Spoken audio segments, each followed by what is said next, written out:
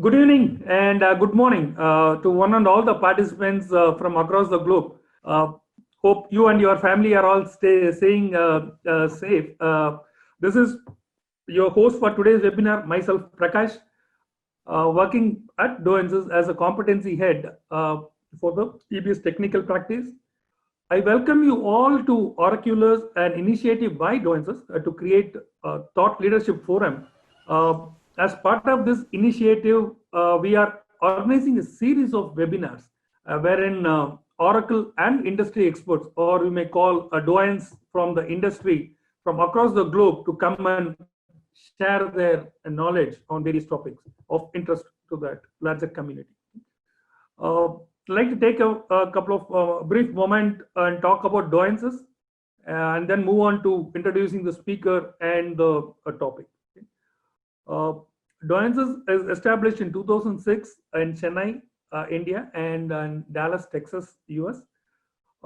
We are a management and technology consulting company with expertise in Oracle and ServiceNow. They are proud to be certified as a great place to work 3 times in succession from 2018 onwards.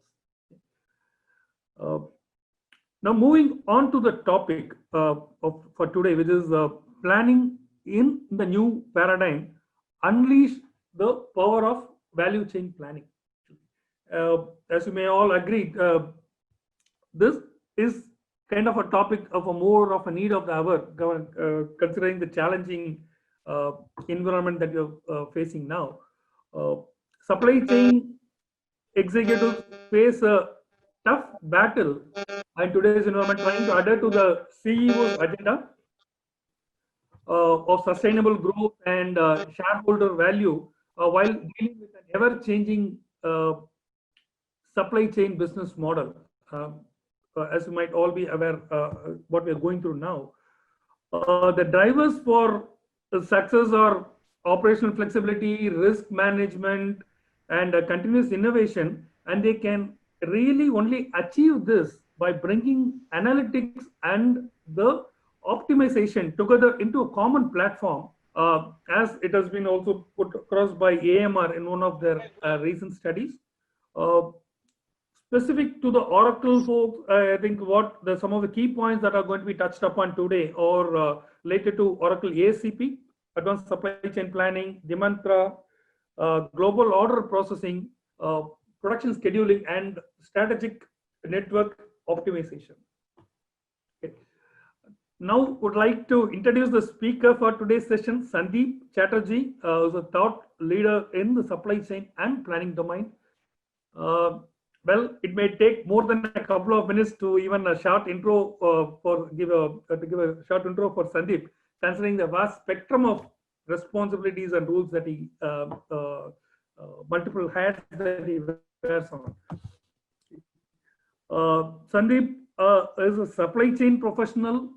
He is a member of the Board of Governors, IAM Kozhikode, CEO, International Supply Chain Education Alliance, ISEA India, member of ISEA APAC Regional Advisory Board, and is also an advisor at KRE School. On the professional front, Sandeep is an associate director with Deloitte with responsibility for engagements in the advisory practice. And prior to Deloitte, he has been with KPMG, Tata Motors, Lafarge, Infosys, and Oracle Consulting. His key strengths lie in the areas of supply chain management, business process re-engineering, emerging countries enablement, network optimization, ERP implementation, and also ERP footprint review across multiple industries and geographies. Okay. On the academic front, he holds an MBA from IIM Kozhikode, and is also a Bachelor of Engineering Mechanical from Bengal Engineering and Science University, Shibpur. On his thought leadership front, he has presented several academic and technical papers at international conferences. He has written several supply chain use cases for IIM Kozhikode.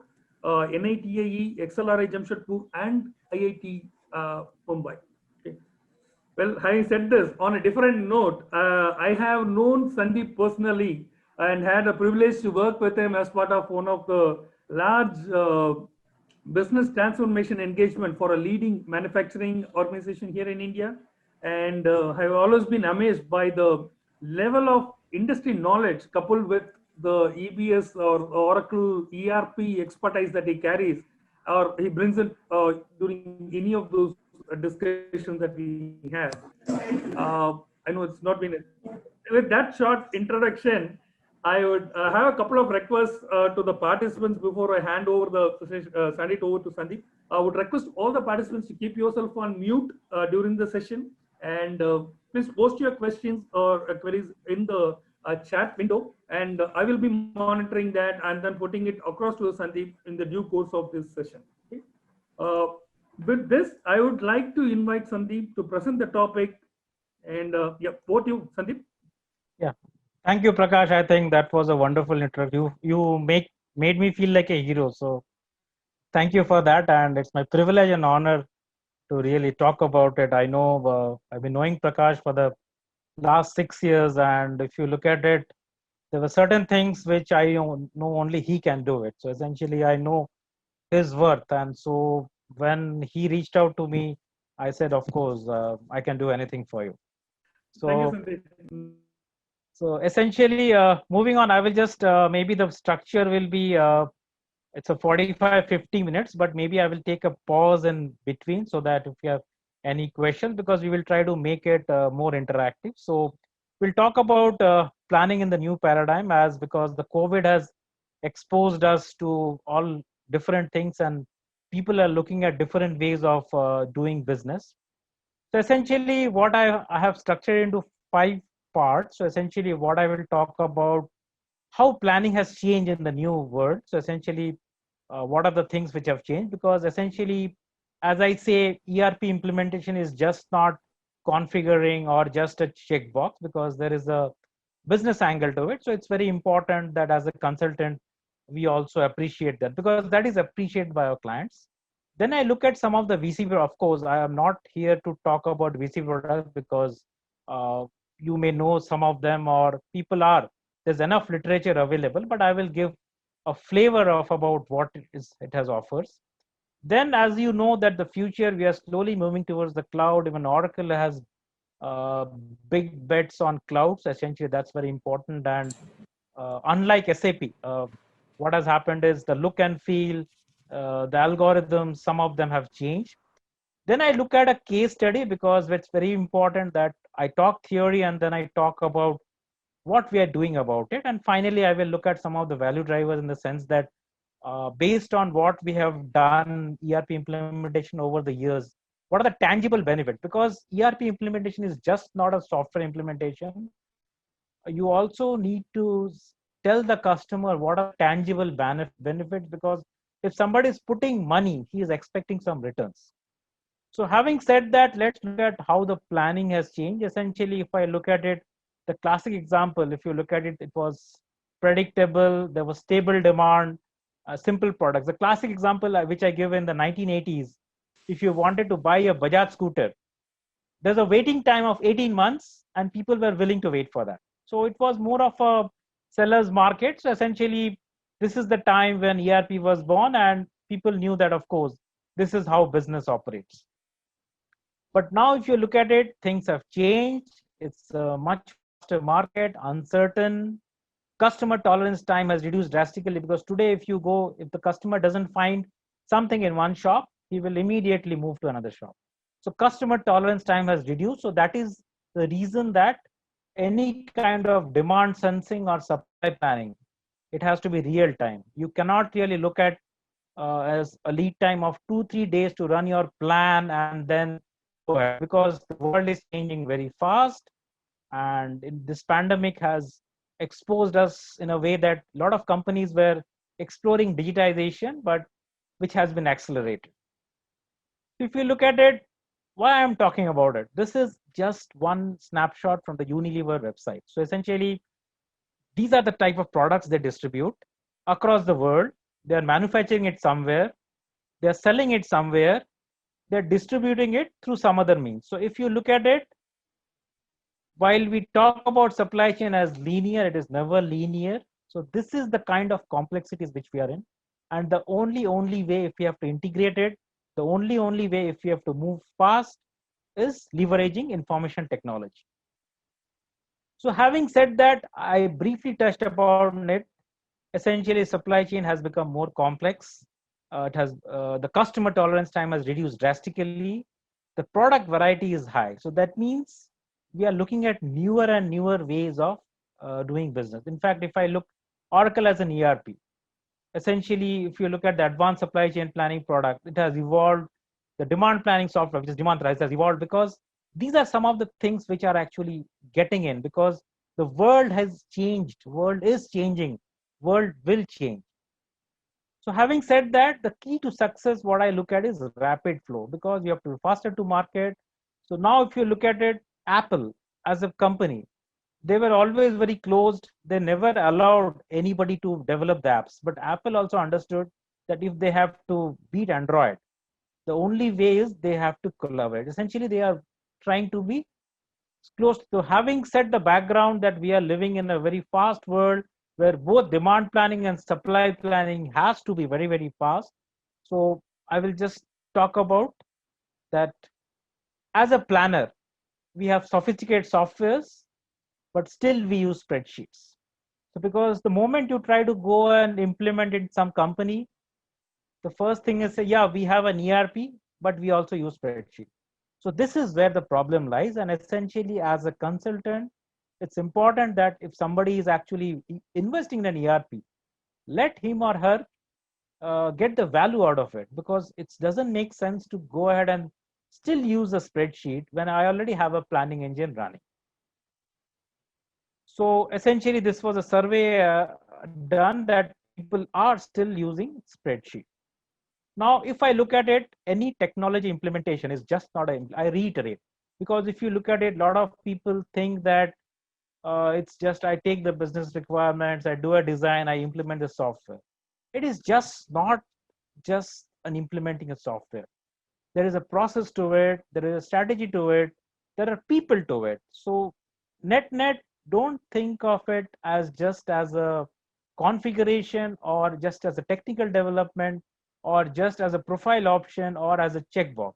It's important that you look at the framework, because you can have the best systems you can have, but if your people are not willing to change, if you have not enabled it, it's going to fail. So again, I reiterate, because software, people think it's the toughest part, but to be very honest, that is the easiest part of any ERP implementation. Having said that, I just wanted to briefly touch upon the ERP's SCM solution footprint. Again, I will not go into detail. So if you look at it, you have procurement, you have order management. Again, you all know all this. But what I'm trying to reiterate is there is a supply chain planning and a demand planning layer which sits on it. And the beauty is it can work with any ERP. So that is the, for example, ASCP can integrate with an SAP. Similarly, Demantra can integrate with the Infor or a Microsoft project. So essentially, that is where the crux is. And if you look at it, today we have the technology where any technology can talk to any other technology. So this is now seamless. And over the years, Oracle also has really improved their offerings over the years. Now, let me briefly touch upon the Oracle value chain planning. See, if I look at value chain planning, what you mean is, why do we call it as a value chain? Because when I look at externally, as a company, my suppliers, my customers, I add value at each stage, and that is why I call it a value chain planning. So it is more external looking. So that's why Oracle, if you look at it, the way they have thing is, it has something for your suppliers, it has something for you, it also has something for your customers. So essentially, if you look at it, I divide into essentially 5 parts. First is your risk management. Now, COVID has exposed us so much that everybody is talking about risk management. So risk management was always there, but the only thing was people never took it really seriously. So essentially now there's a lot of emphasis on that. But having said that, let's not overdo it. So essentially that is where your strategic network optimization, SNO we call it, It is an Oracle tool which actually looks at a linear programming problem. It has constraints, it has variables, it has risks, and it will optimize your supply chain. So next, again, if I look at it, inventory optimization again, in terms of how much buffer. I spoke about that customer tolerance time reducing. That means you need to store inventory. The inventory is not bad. The problem is we have more of the bad inventory and less of the good inventory. That is the only reason we think that any inventory buffer is bad. But if you don't have inventory buffers, you will never be able to talk about a 1 hour delivery or a 2 hour delivery. So that is where your inventory optimization fits in.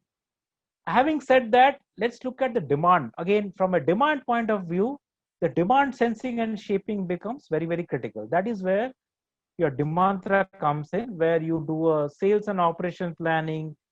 I think Demantra, if you ask me, we call it as a PhD in a box because it has some 26 algorithms running in. And I think in terms of forecasting, that is one of the best available in the market.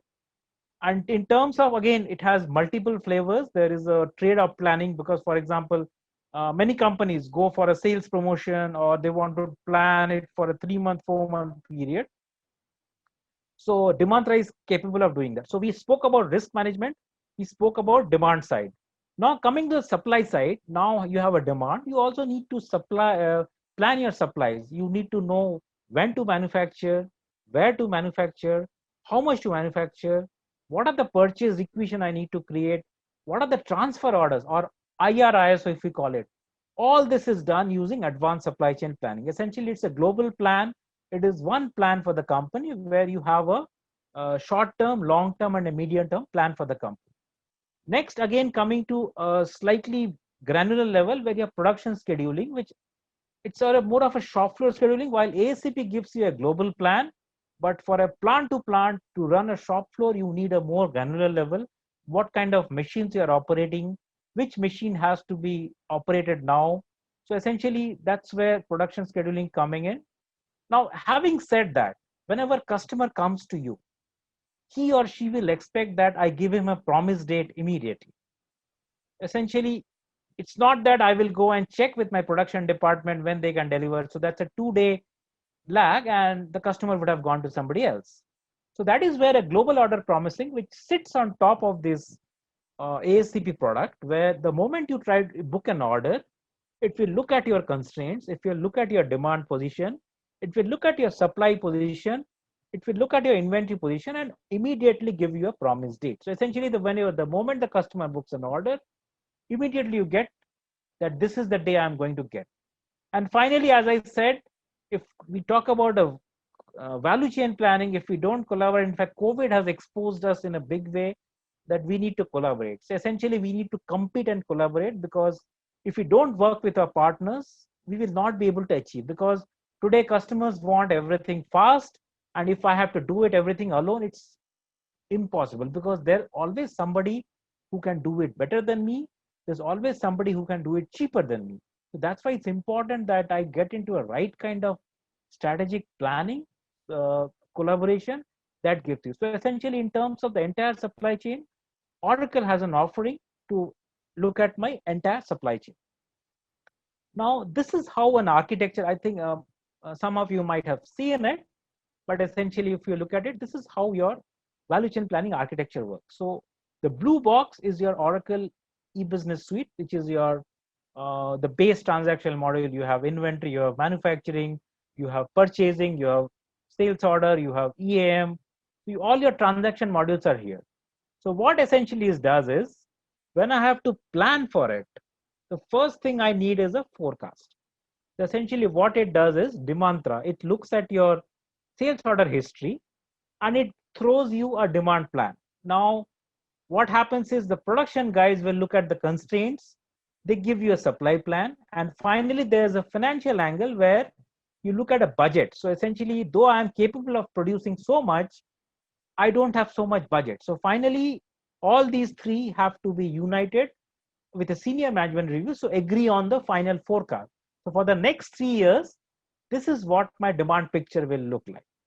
So now that I have my demand picture, I need to go ahead and plan my supplies. Now, if I have to plan my supplies, it's very important that I look at what is my current on hand, because I'm snapshotting it. Because if I plan it, say the time now is 7:51 Indian time, but if I run it at 8 o'clock, the inventory picture might have changed. So what this planning thing does is it will take a snapshot of this is my on hand, this is my sales order, this is my production batch is already there. And then what it does, the engine will run and the output is what are the kind of batches I need to produce, what is the lot size, when should I produce the batch, and of course, it's a purchase equation if it is an external source item, or if it is a IR ISO if it is from another plant. So having said that, next thing is what is my supply chain optimized. So essentially, I feel all this again, you don't have to really integrate all this. So essentially, what is happening is SNO will actually run an algorithm where you again, what if scenarios becomes very critical in COVID scenario? What if tomorrow my US factories don't work? What is my fallback? So you can do all kinds of what if scenarios, and finally, once you are convinced that this is what my supply chain should look like, what the output of SNO is a sourcing rule, which is given to ASCP. See, sourcing rule, I define it in purchasing module. It goes to ASCP. From ASCP, it goes to SNO. And from SNO, what happens is you do your optimization, and finally, it firms the sourcing rules in ASCP. So when your planning engine runs, it knows that based on the inputs of SNO, it will plan your batches and your equation.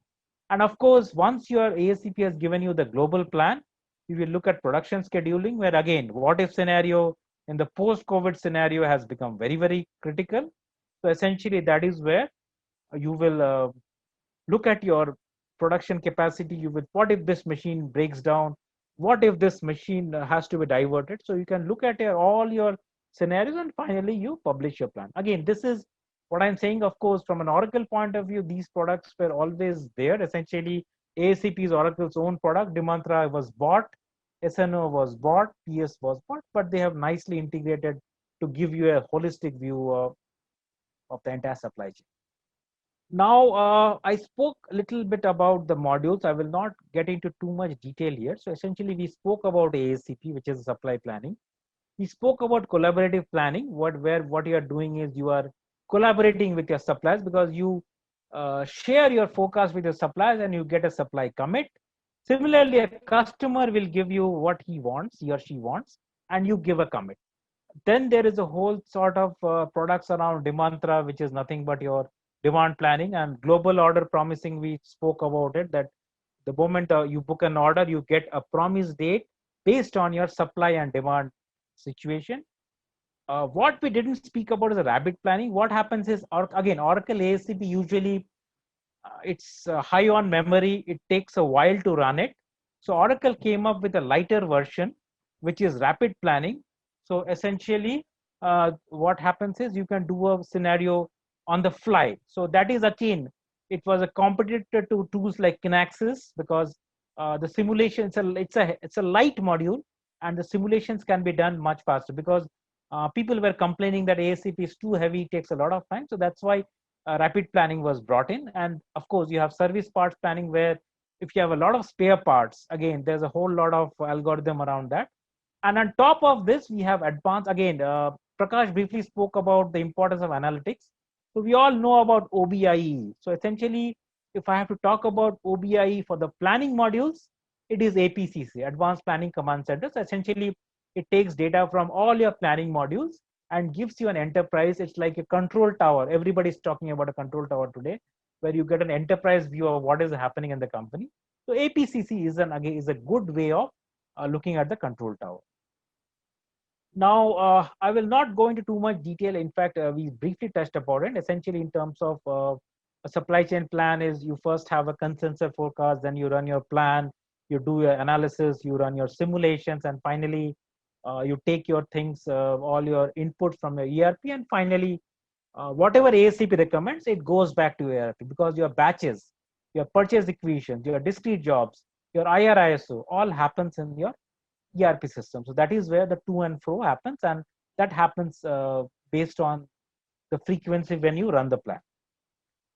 Now, ASCP, again, I will just briefly touch about it, comes in multiple flavors. The easiest way to do it is unconstrained, because essentially when you do an ACP implementation, it's not recommended to do a, because what happens is it is new for the company. So if you try to do a constraint, because sometimes simulating the algorithm in Excel becomes a little difficult.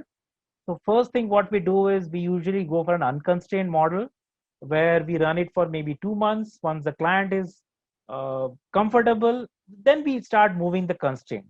So essentially, it's either works in a enforced capacity constraint where we only look at capacity, or we look at a demand due date where whatever happens, the demand due date should not be violated. The capacity may be overloaded. Similarly, I can also run an optimization, and of course, I can let the system choose an alternate routing or an alternate BOM. So essentially, all these kinds of things. I will not get into too much detail because there is enough literature around that, and some of you will be experts on all these modules. So again, Demantra, as I briefly spoke about it, the consensus forecast, where you have a what the system throws is a sales history, it throws a value, then there is an input from production, then there's an input from your finance angle, and finally, all this is actually built in. Somebody can, it's a console where anybody can log in and approve it through a workflow. Essentially, what happens is you get the final operating plan, the operating forecast to do your supply planning. So again, in terms of Demantra, this was just a screenshot, because if you look at it, any forecasting, it's always done better at an aggregate level. So the Demantra has all kinds of capabilities. So whichever way you want to model it, you can model it. If you want to do it at an SKU level, you can do it at an SKU level. You want to do it at a product family level. So essentially what I'm trying to reiterate is, if you do a forecasting at a much aggregate level, it's always more accurate, because item level forecasting is usually, you'll be very lucky if you do a 60-70% accuracy, because there are just too many what do you say, vibrations in the system. Now this is a briefly snapshot from the SNO tool I was talking about. So essentially, where you optimize your supply chain, you have a warehouse, you have a factory, you have a supplier. So if I have a customer demand, so from where, which warehouse should you fulfill, which factory should produce it, which supplier. So essentially it gives you an entire supply network optimization. It's either does a profit maximization, or it does a cost minimization. So essentially these are the two modes in work, and there are alerts which actually will tell you that if you run this, your safety stock is violated. If you do this, you will not be able to fulfill your demand. So essentially this is where you do your simulations, and post COVID, this is in fact very, very critical, because people are looking at ways and means of simulating, because I don't know what is the going to be the demand tomorrow. I don't know what is the going to be the demand after 2 days. I don't know what is the demand going to be after 3 days. So essentially that is where a lot of these teething issues. And again, as I said, these are three scenarios which you simulate. You can have a baseline, you can have a anticipated shortage, you can have, so essentially you can compare metrics. So this is where, as a supply chain planner, it becomes very critical, because that's where people are looking at people who can, what do you say, give them a much less risky option. So this is where the power of SNO will come in. So again, production scheduling I briefly touched upon. So essentially this is where you do a plant level, because ACP, what it will give is a global plan, but if you have to do a shop floor scheduling, this is where your production scheduling. So essentially, if you look at it, the bigger box is where the ACP is, and if you look at the smaller boxes, that is where the scope within the production scheduling. So again, this is how, I will not get into too much detail, because as I said, there's enough literature around that. And this is how a sample plan looks like. If you look at red, that means there's a problem. That's the bottleneck. So this essentially it's color coded to tell you what is going okay, what is not going okay. So this is where the problem lies. Again, I briefly touched upon the global order promising, where you look at the moment you get an order from your customer, based on your supply and demand position, you immediately give him a promise date. So again, GOP, which sits on top of your ASCP, it actually, again, this is a sample screenshot. Again, there's enough literature there to talk about this, and uh, I will just cover the cloud part, and then I will take a pause for any questions, and then we will go. So essentially, if you look at it, Oracle, okay, cloud is a big bet. Of course, we still have ERP on premise in India, but in US, if you look at it, there's more acceptance of the cloud modules. But having said that, we are seeing some traction again in India because some of the bank, in fact, purchasing financials and HCM is what is actually moving a lot. So what I wanted to say is Oracle does have a cloud offering. The look and feel is different. The algorithms, not much has changed. But having said that, if somebody says that it only has to run on on-premise, that is completely wrong, because Oracle now has a cloud offering for your demand planning, your sales and operations planning, and even for supply planning. So I will just take a pause here, and if there are any questions before I move to the rest of the presentation. Sure, Sandeep. There is one question is from Narayanan Vedantam. Narayanan, would you want to unmute and ask this question yourself, or would you want me to?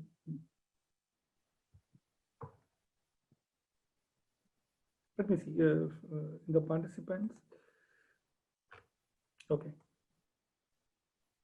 Fine. Let me put that across. Okay. Sure. The question is, yeah. Narayanan, you want to talk about it? You want to present it? Okay. Okay. The question is forecast fidelity versus supply chain nervousness. How is it handled practically in industries through value chain planning software? Okay. Essentially, if you look at it again, I'm slightly taking a different stand here. See, forecast again, as you know, is usually if you get a 70-80% accuracy, you're doing extremely well.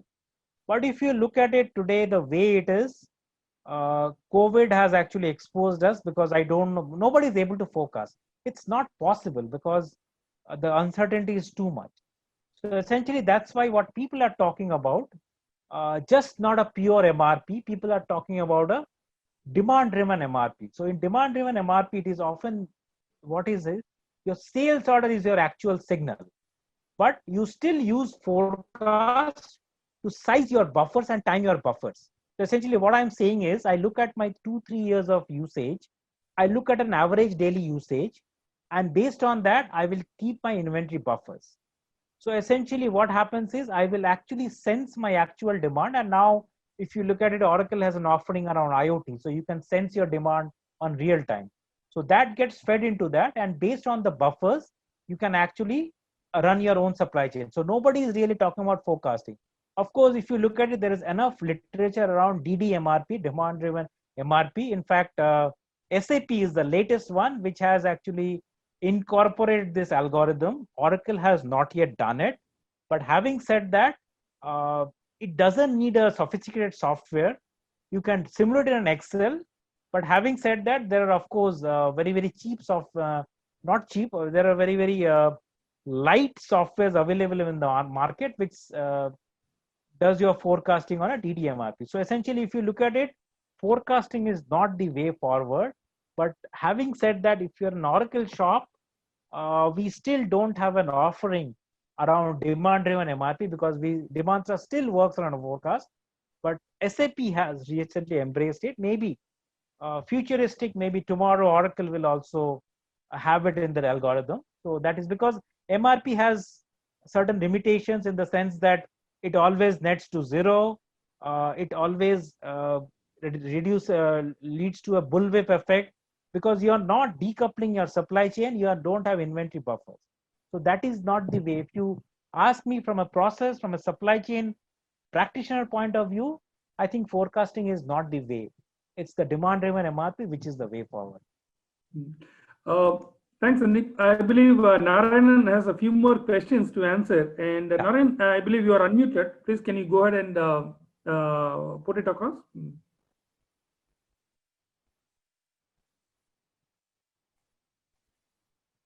Oh, then you want to put that across, the question? I believe you wanted to talk, right?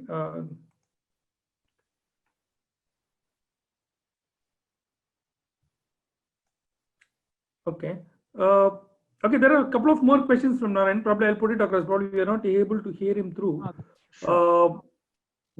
Okay, one is this optimization of inventory or demand, or demand how, sorry, like optimization of inventory or demand date or profit. How is it done?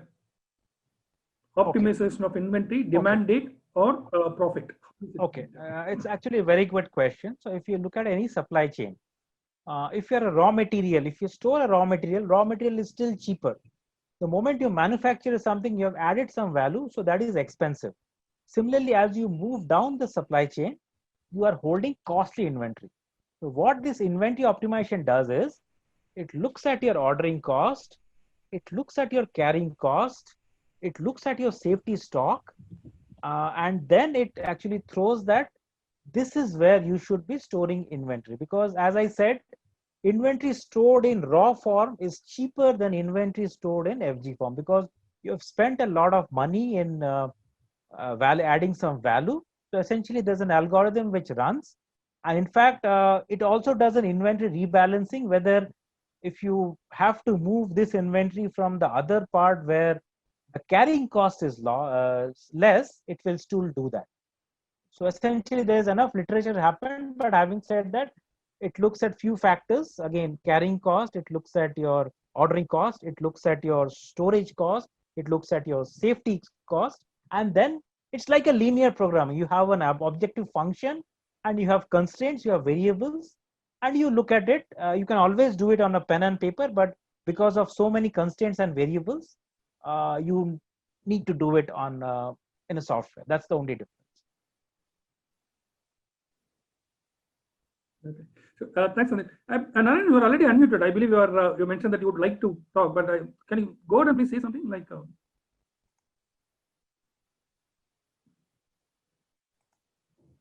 Okay. I believe there is some issue with hearing you out, and probably there is a couple of more questions. Probably we'll take it as we move forward, and then try to resolve this connectivity issue. Sandeep, please go ahead with that, and then I'll put across more questions as they come up. Sure. So as I said, what I spoke about was theory. Now let's look at, I will look at one case study, because again, that is a very, very classic case. So essentially what we are doing is, if you look at Hindalco, it's the third largest aluminum producer and the #1 copper producer in the company. So what happened is, they have 7 instances of Oracle ERP on different versions, and they have run out of support. So what happened is, they have taken a journey essentially to move everything to one. Now what has happened is, Hindalco as a company over the years has grown inorganically through acquisition. For example, there was first Hindalco, then they bought Indal, and then essentially because there are different people, different systems, so each plant built its own ERP. So they land into a situation where they had 7 instances, the same function, there's a different custom form. And if you look at it, the extent of customization was about 60 to 70%.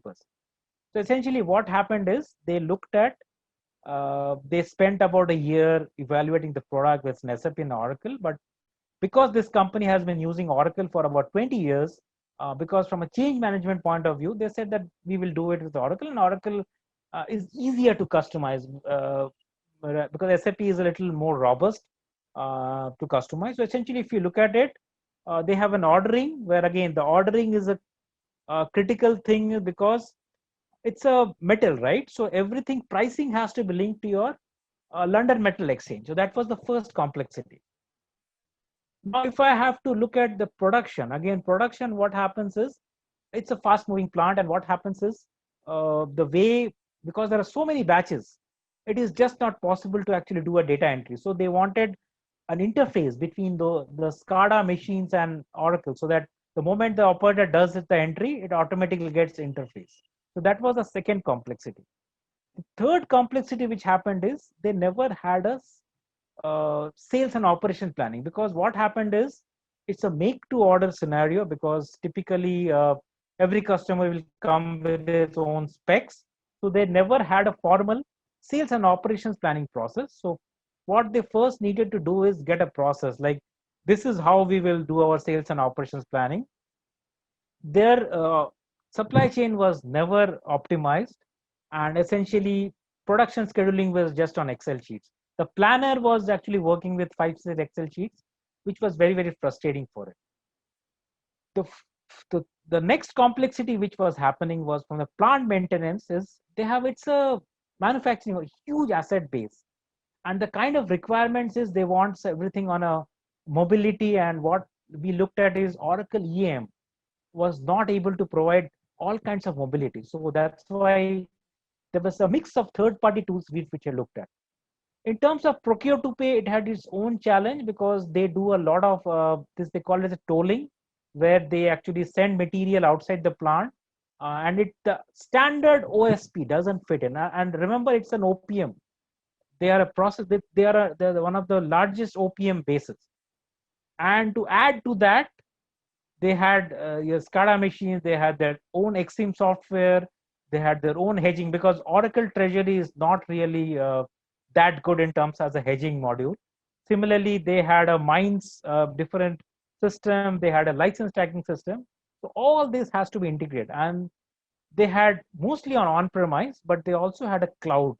Essentially, when we started, we said that we will do everything on cloud, but if you remember, OPM cloud was not ready when we started this project. So that's why this is a mix of your cloud and on-premise, and to add to that, essentially these satellite systems. So again, so a lot of uses of a PaaS, of a OIC. In fact, they also want to do so. Why I'm talking about in a VCP thing is because this is one of the biggest install bases of Oracle value chain planning, where they are doing ASCP, they are doing Demantra, they are doing SNO, they are doing production scheduling, they are planning to do it Demantra. If it's a make to order scenario, Demantra may not make sense, but there are certain businesses which may actually look at Demantra from that point of view. Now, what I will do is I will look at some of the again, as I said, I spoke theory. So essentially, if you look at it, this was actually we looked at all the ERP implementations which we have done over the years, and then we look at it when it comes to plan to manufacture. Essentially, what happens is there is a reduction in working capital. We could not put a value to it because it's varied. We did not have it. I will be very honest, we could not find a real value for it. Similarly, in terms of somebody had a question on inventory carrying cost, and when we looked at pre-implementation, post-implementation across multiple implementations, we looked at a typical range is around 10 to 12%. Similarly, in terms of manufacturing cycle time, these are 6 to 10% is some of the benefits which we looked at. Similarly, in terms of manufacturing cost, again, slightly on the lower side. And what happened is everybody was working on Excel. So if you look at it, people started with an MRP. Of course, as you know, Oracle doesn't sell MRP that much. MRP is nothing but an unconstrained ASCP. So essentially, the maximum benefits which we got based on the install bases which we have was mostly in the planning area.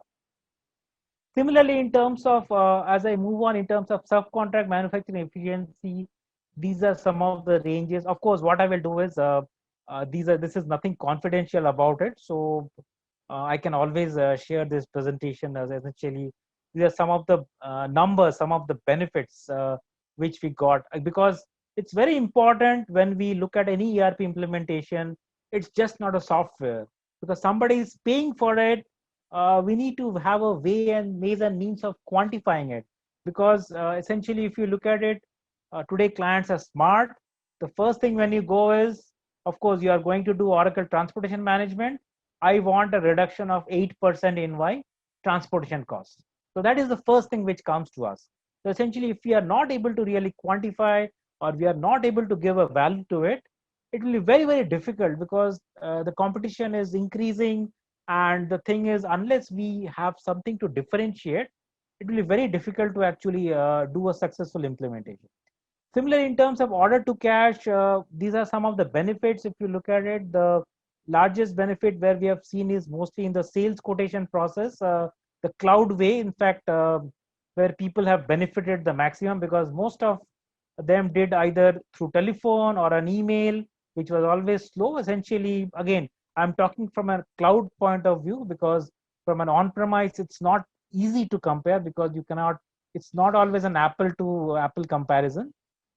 Similarly, in terms of, again, as I said, the kind of value in terms of perfect sales order, again, I want to promise a date to my customer and I should stick to it. So OTIF, you must have heard about it, on time in full.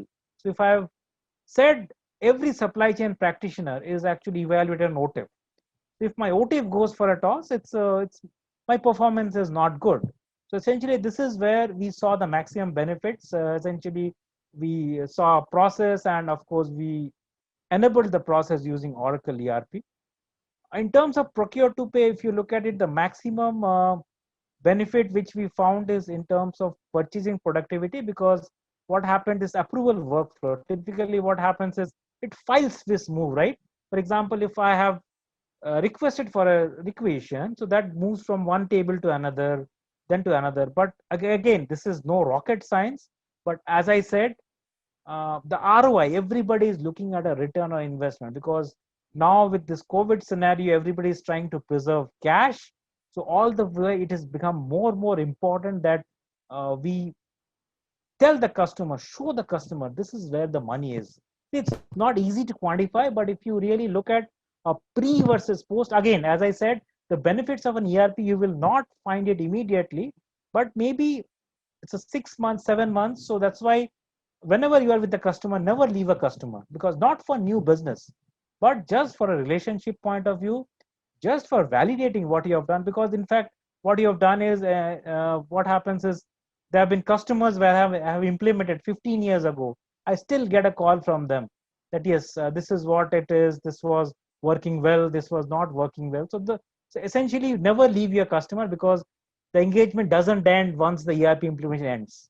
Not for new business, but just from a relationship point of view. Because as I said, it's what do you say? You never know when you will again bump into each other.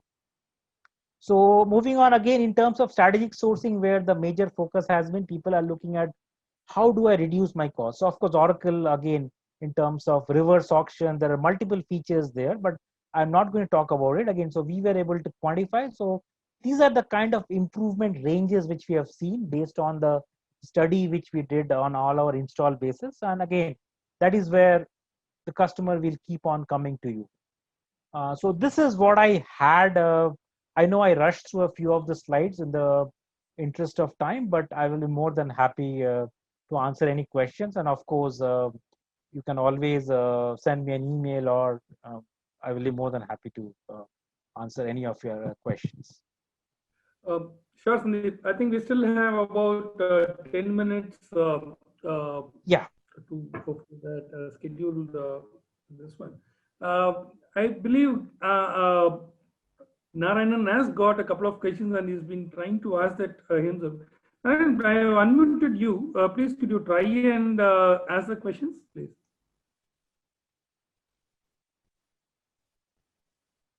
Yeah, I have unmuted you, Narayanan. So you may please ask the questions.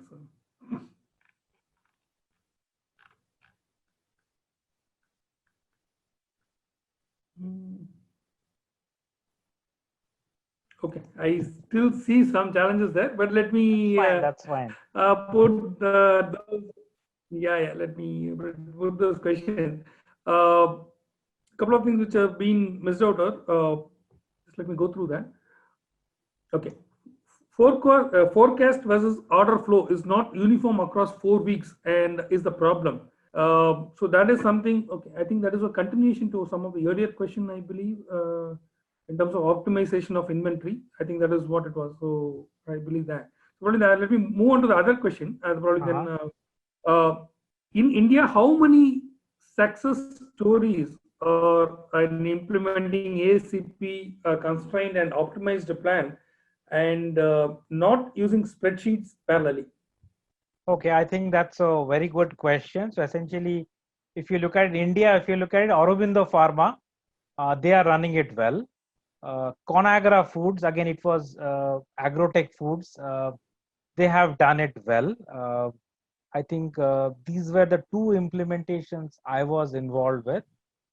But for other companies, I will not be able to comment. But these two have been hugely success stories where people are not using spreadsheet. Aurobindo Pharma is a classic case of an ASCP constrained and optimized plan.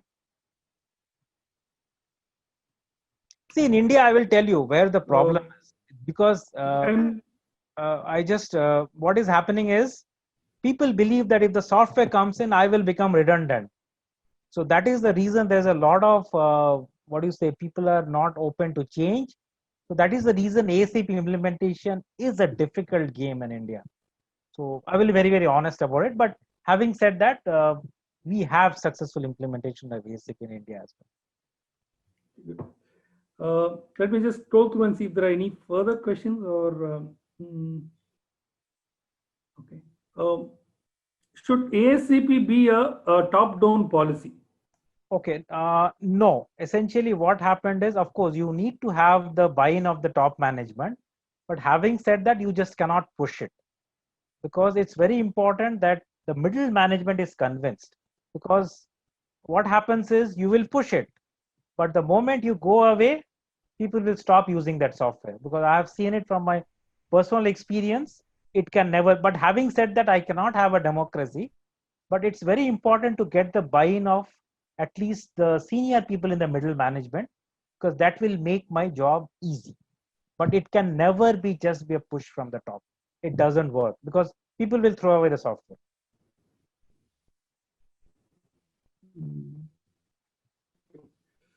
I think okay.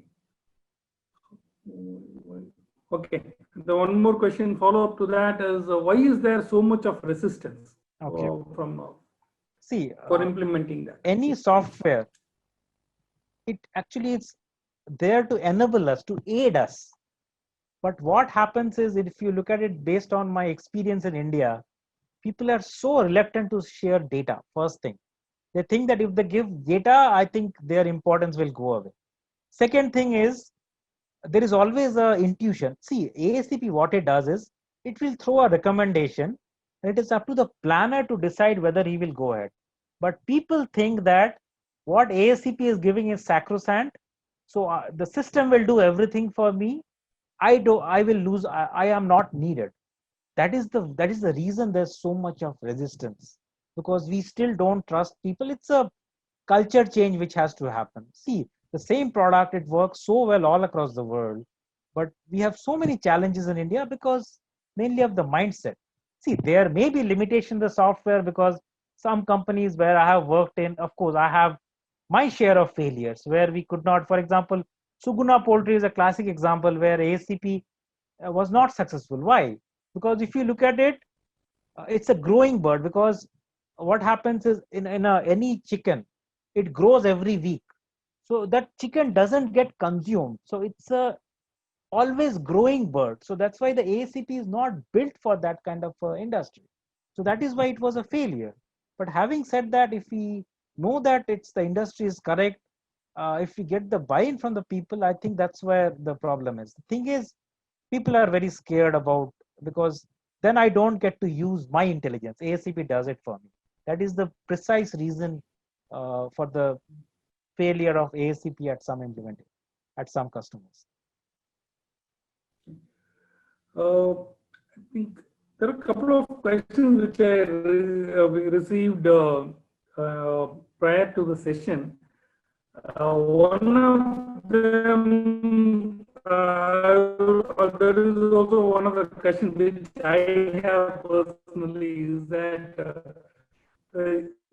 ASCP planning engine is pretty much like a black box. Like, we know that what goes in, and then there is something like recommendation comes in. The scope for customization seems to be very limited when it comes to that. Is based on our experience, probably I may be wrong. Just wanted to understand, have there been any implementations where you have been seeing a bit of customizations around that? Okay. How have you handled that? Essentially, you're very right. ASCP people, it's a black box because it's an iLog algorithm. So essentially, when I was with Infosys, there was one implementation at Arrow Electronics where we were able to customize the engine.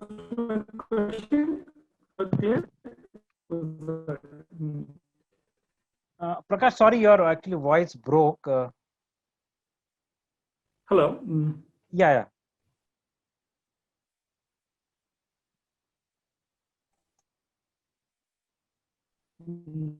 Hello.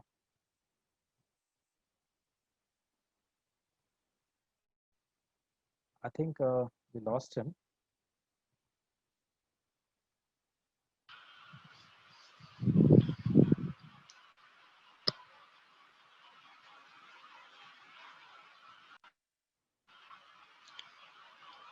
So Sandeep, this is Kiran here. So I have one question for you. Yeah, yeah, sure. Is it the integration between dMantra and ASCP is a one way or a two way? So whether you integrate, I mean, so your dMantra gives you a forecast, and then that data will be flown to the ASCP, and your ASCP will basically kicks the purchase orders and other things, right? Mm-hmm. So the moment you release all this, no, so the moment you place an order, so the next feed which goes to dMantra should exclude this orders which are already placed. So does ASCP does that? Does that?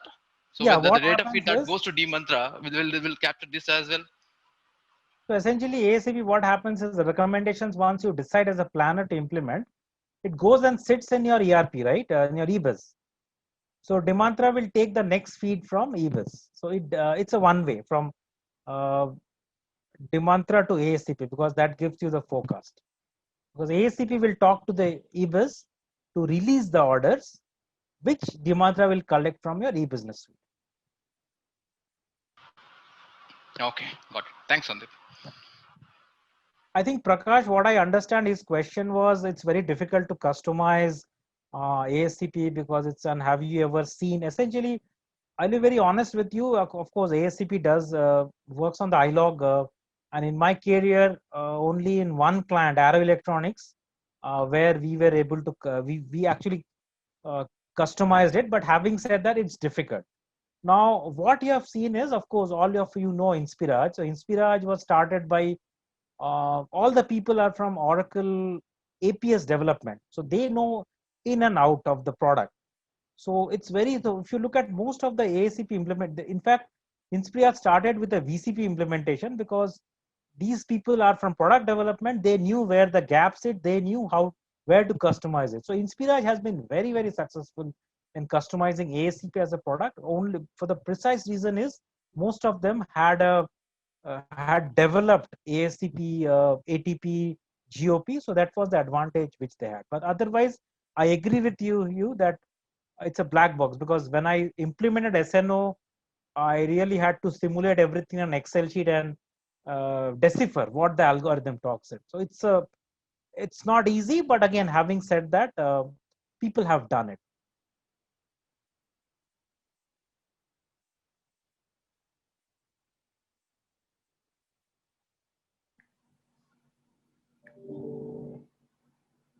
Sandeep, this is Somu here. I know Hi, Prakash, I think, got disconnected. Yeah. Um, so, and Narayanan has some challenges in terms of connecting. So, I think we will have Narayanan connect with you offline and take those questions. Perfect. In an offline mode. Anything else that you want to share? I know we are running close to the time.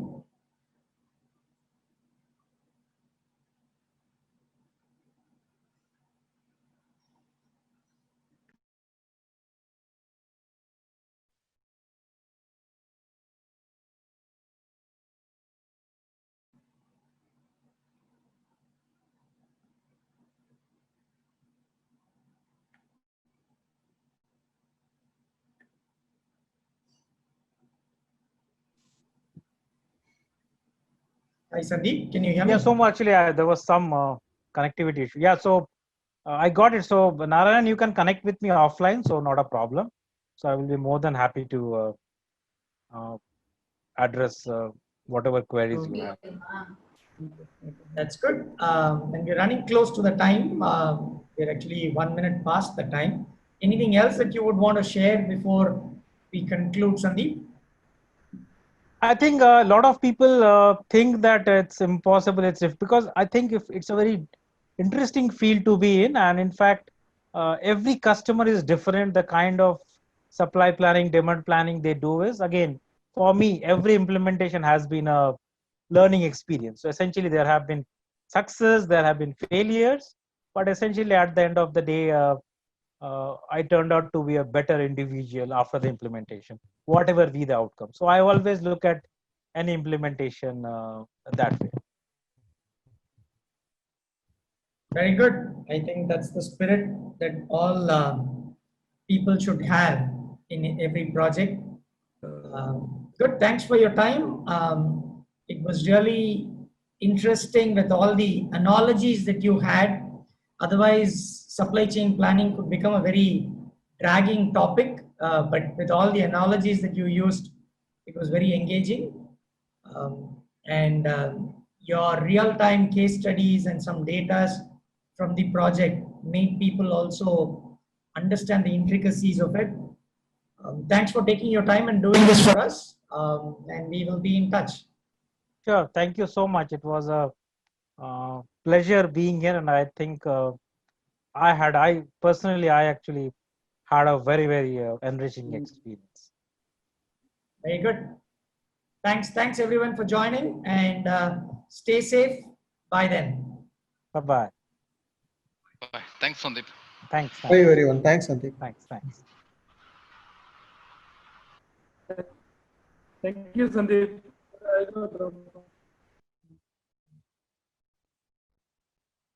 Thank you. Thank you, Sandeep. Thank you very much. Bye.